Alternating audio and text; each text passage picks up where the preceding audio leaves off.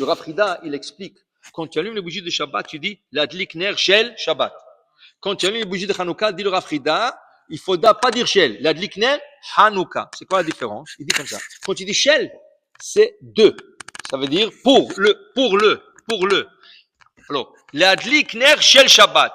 J'allume la bougie pour le Shabbat. Ça veut dire que cette bougie, je pourrai l'utiliser.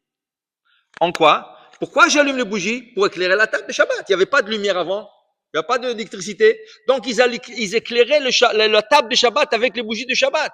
Alors, de la likner chez le Shabbat pour m'aider pour le Shabbat, pour manger dans la lumière. Mais Nerot Hanouka, qu'est-ce qu'on dit dans la Nerot Halalo? Ve'en lanu reshut l'ishtamesh bahem. Donc, on ne peut pas utiliser cette lumière. Elle est interdite à utilisation. Dit le Rav Frida, donc tu ne veux pas dire shel. L'adlik ner Hanouka.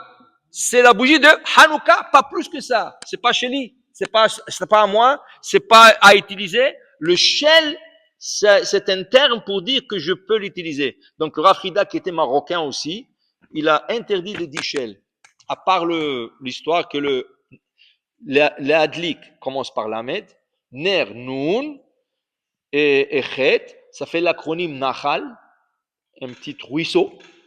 Et ce Nahal, ce nom sacré-là, c'est le nom qui a aidé le Maccabi à gagner toute cette armée. C'est le nom sacré. Il y avait quelques noms sacrés qu'ils ont utilisés. Dis-moi, comment tu expliques que 12 personnes peuvent gagner 100 000 personnes, qui viennent avec des éléphants, qui viennent avec des lances, qui viennent avec des flèches? Comment tu expliques ça? Comment tu expliques? Et des soldats entraînés, tout ça. Comment tu expliques? Et ils n'ont même pas de boucliers, rien. Comment tu expliques ça? Ils ont utilisé des noms sacrés. Quels sont les noms sacrés? Dis le Rav Frida encore. Le soir, quand on allume la Hanoukia, hein, après avoir allumé et chanté et dire l'adlik ner Hanouka, chez Hasanissim Lavotenu, chez Hayanu, il y a une sougoula de dire Mizmor Shir Hanouka Tabayit le David, Aromcha Adonai Kidiritan. Ça fait Mizmorim de la fête. Hanouka Tabayit, Hanouka. Ça mentionne Hanouka dans le Teilim. Après, il y a une sougoula. La Ségoula, il dit que le Maccabi ont fait avant de sortir à la guerre. C'est quoi la Ségoula?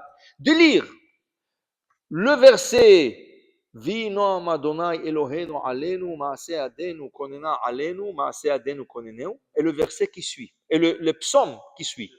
Yoshev Beseter Elion Betzel Tzadik Aleph, c'est 90 et 90. Alors, on prend le dernier verset du psaume 90, et on prend tout le misement de 91, jusqu'à la fin. Ils ont dit ça 7 fois. Alors, ils ont répété. Ils ont fini. Tout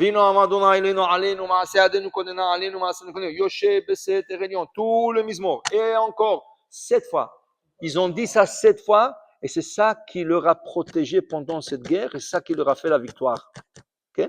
Plus le Nahal, le nom sacré de la Dlik Ner Hanouka, c'est pour ça que quand ils ont instauré, qui c'est qui a instauré la bracha? Le Maccabi. Quand ils ont instauré, ils ont assuré d'intercaler ce nom sacré dans la bracha de l'allumage. Mais non, si tu ne suis pas la Kabbalah, par exemple, les Ashkenazes, ils n'ont jamais suivi la Kabbalah.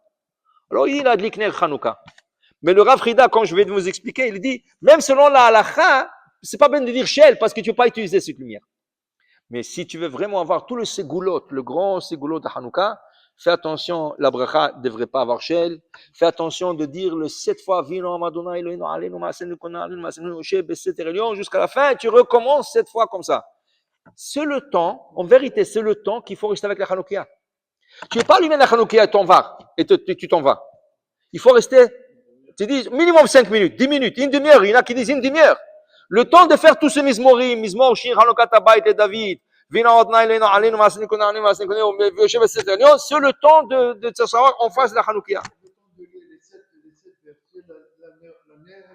Non, elle doit la bougie.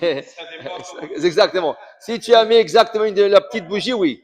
Alors au moins tu as fait la mitzvah, tu restes jusqu'à la fin, comme on dit. Okay. C'est pour ça que c'est bien avoir à côté de la Hanoukia des chaises. Tu as des chaises. Comme ça, tout le monde soit à l'aise. Parce que être debout et lire le 15 minutes comme ça, les mizmorim, les gens se fatiguent, les gens sont impatients. Tu as des chaises, les gens s'assoient tranquilles. en face de la lumière de la menorah. Il te dit que la lumière qui jaillit de cette bougie, elle te pénètre la neshama. La bougie, il y a tellement de secrets dans le Hanoukia, c'est incroyable. Il dit que c'est des secrets incroyables. Il faut voir, il faut allumer droit et il faut être vers On va expliquer. Mais tout d'abord ça. Alors pour dire, on essaie de ne pas dire Shel Hanouka, Ner Hanouka et les Mizmorim qui suivent.